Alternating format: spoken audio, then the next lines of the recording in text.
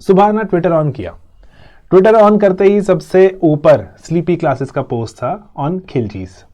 तो मुझे लगा कि चलिए थोड़ा रुकते हैं एक बार यहाँ पर और देखते हैं कितना याद है आज भी खिलजीज के बारे में। तो ना ये जब मैं पूरे ये प्रोसेस के थ्रू गुजर रहा था, मुझे बहुत ही अच्छा एक एहसास, एक इनपुट मिला जो मैं शायद आपसे चाहता हूँ शेयर करना। प्रीलिम्स में कामयाबी के लिए बहुत ही मदद करेगा। मैंने अपने टाइम में 5 प्रीलिम्स दिए, 5 ही मेरे प्रीलिम्स अच्छे एक मार्जिन से क्रैक भी हुए। शायद ये इनपुट आपकी मदद भी करे। ओके, तो ऐसा था, खिलजीज के नाम याद करने की मैं कोशिश कर रहा था कि खिलजीज के क्या क्या नाम थे। तो मुझे लगा कि काम करते हैं कि पूरी स्टोरी लाइन रिकॉल करते हैं। दिल्ली सल्तनत था, 5 डायनेस्टीज थी। तब मैंने याद किया था यस, ममलूक के बाद खिलजीज आते हैं। खिलजीज में भी 5 आगे शासक थे, कुछ कुछ थोड़े टाइम के लिए ही रूल किया, लेकिन 5 शासक थे। तो ऐसे करते करते मैं आगे बढ़ रहा था। तो मुझे याद आ रहा था कि पूरी की पूरी एक ही श्रृंखला। तो मुझे लगा कि चलो मैं खिलजीज तक सीमित नहीं रखता खुद को, मैं अब चेक करता हूं कि यूएन के जो वेरियस मल्टीलेटरल जो एनवायरमेंटल अग्रीमेंट्स होते हैं उसके बारे में कुछ सोचता हूं। तो मैंने उनके अग्रीमेंट्स के बारे में सोचना शुरू किया। 1971 में जैसे जब कहानी शुरू होती है उससे लेके अभी तक वेरियस चले हैं। अभी तक वाले मुझे लेटेस्ट नहीं आते, मैंने अभी अपने आप को इतना अपडेट नहीं किया उसके रिगार्डिंग, मेरा सब्जेक्ट नहीं है वो। लेकिन जब तक मैं पढ़ाई कर रहा था 2016 तक, तब तक मुझे बहुत क्लैरिटी से चीजें याद आ रही थी। तो मैं सोच रहा था कि इसमें इनपुट निकल कर आ रहा है, बच्चों के साथ शेयर करता हूं। वो इनपुट बहुत सिंपल है, वो बहुत सिंपल इनपुट है। वो इनपुट है कि चीजों को जब आप एक श्रृंखला के जैसे, एक सीरीज के जैसे याद रखते हैं, सीरीज के जैसे कंज्यूम करते हैं, सीरीज के जैसे पढ़ते हैं, तो रिकॉल करना आसान हो जाता है ना। यहां पर अब आगे देखो, जैसे 3 चीजें हैं पर्टिकुलरली जो बहुत ज्यादा मैटर करती हैं प्री क्रैक करने में, रादर कोई भी एग्जाम क्रैक करने में। सबसे पहली चीज है, आपको पता है, कंटेंट। अच्छा कंटेंट नहीं होगा तो पेपर क्रैक नहीं होता, ठीक है। दूसरी चीज जो मैटर करती है वो है क्लैरिटी। अगर मैंने कंटेंट देख भी लिया लेकिन मुझे क्लियर नहीं है, मैंने आर्बिट्ररीली चीजें पढ़ी हैं कि कभी मैं उठ के बैठ जाता हूं, मैं खिलजीज का नाम याद कर लेता हूं, कभी उठ के बैठ जाता हूं, मैं मीना माता कन्वेंशन के बारे में पढ़ लेता हूं, मैंने श्रृंखला या फिर एक सीरीज के जैसे नहीं उसको पढ़ा, तो रिकॉल वैल्यू बहुत कम हो जाती है, क्लैरिटी बहुत कम हो जाती है, कॉन्सेप्ट्स इतने ज्यादा सॉलिड दिमाग में नहीं होते। तो एंड अल्टीमेट जो चीज है वो है कंप्लीशन। सामने अच्छे नोट्स पढ़े हों, क्लैरिटी से किसी ने पढ़ाया हो, बुक बहुत अच्छे से लिखी गई है, वीडियो अच्छे से बनाया गया, क्या फायदा उस सबका अगर कंप्लीट ही नहीं किया।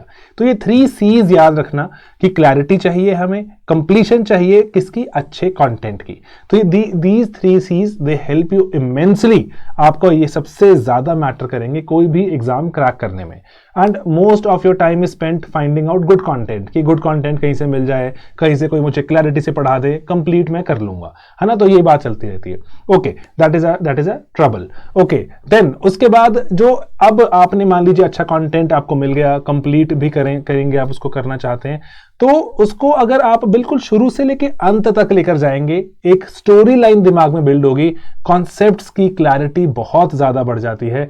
तो इसीलिए बस मेरी आप सभी से एक यही दरख्वास्त है, एक यही रिक्वेस्ट है कि चीजों को शुरू से अंत तक ही जब पढ़ेंगे, कॉन्सेप्ट के कंपैरिजंस, कॉन्सेप्ट की क्लैरिटी, कॉन्सेप्ट्स की एप्लीकेशन बहुत सॉलिड हो जाती है। इसीलिए शुरू से अंत तक जो की स्पेसिफिक चीजें हैं वो पढ़िए, जरूर पढ़िए। बीच में उठा उठा के पढ़ते हैं, चीजें रिकॉल करनी बहुत मुश्किल होती हैं, दिमाग वैसे चीजों को स्टोर ही नहीं करता।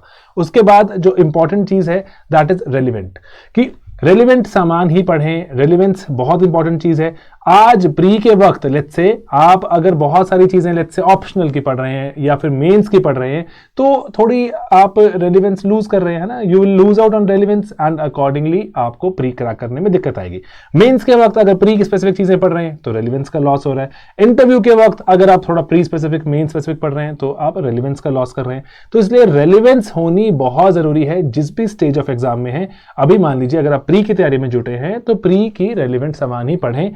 मेंस और या फिर ऑप्शनल ओरिएंटेड सामान को अगर आप नहीं पढ़ रहे तो प्लीज मत पढ़िए, क्योंकि रेलिवेंस का लॉस होता है। एंड देन जो थर्ड इंपॉर्टेंट चीज है दैट इज योर डेप्थ। किसी भी स्टेज पे होंगे, अगेन आई रिपीट, डेप्थ के बिना आप यूपीएससी क्रैक नहीं कर सकते। यूपीएससी चीजों को तह में जाता है, तह में जाके कुरेदता है, चीजों को आपस में इंटर रिलेट करवाता है, कॉन्सेप्ट को अप्लाई करवाता है।